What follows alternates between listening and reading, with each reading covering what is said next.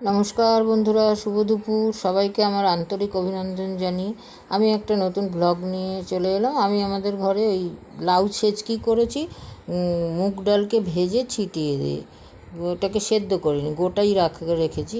প্রথমে আমি কড়াইয়ে কিছুটা জল গরম হতে দিলাম। জলটা যখন ফুটবে তখন আমি লাউকে কুচি কুচি করে কেটে ধুয়ে ওই জলের মধ্যে দিয়ে দিলাম। তার মধ্যে আমি কিছুটা, এখানে আমি 700 মতো লাউ নিয়েছি, অল্প 50 গ্রাম মতো মুগ ডালকে আমি শুকনো খোলায় ভেজে ধুয়ে ওই লাউয়ের মধ্যে দিয়ে দিলাম। জলটা ফুটতে হবে। তার মধ্যে আমি মশলা হিসাবে দিলাম নুন আর হলুদ এবং কাঁচা লঙ্কা দিলাম। লাউ ঝাল হলে ভালো লাগে না।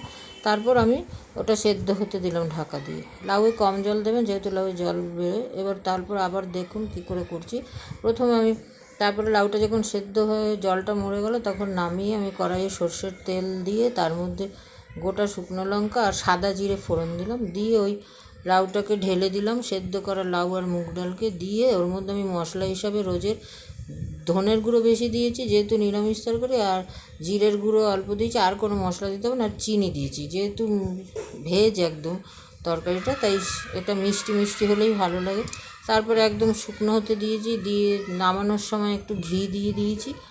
দিয়ে গরম গরম ভাতে আমরা দুপুরবেলা প্রথম পাতে পরিবেশন করেছি। এটা রুটি দিয়েও খাওয়া যায়, সকালে জলখাবারের তরকারি হিসাবে। আপনারা করে খেয়ে দেখুন, আশা করছি খুবই ভালো লাগবে বন্ধুদের। আপনারা খেয়ে কমেন্টে আমাকে জানাবেন কীরকম লাগলো। এবং যারা ভেজ খায় তাদের খুবই সুস্বাদু একটা রেসিপি। আর লাউ গরমের দিনে শরীরের পক্ষে খুবই ভালো, ঠান্ডা করে শরীর, পেটও ঠান্ডা করে।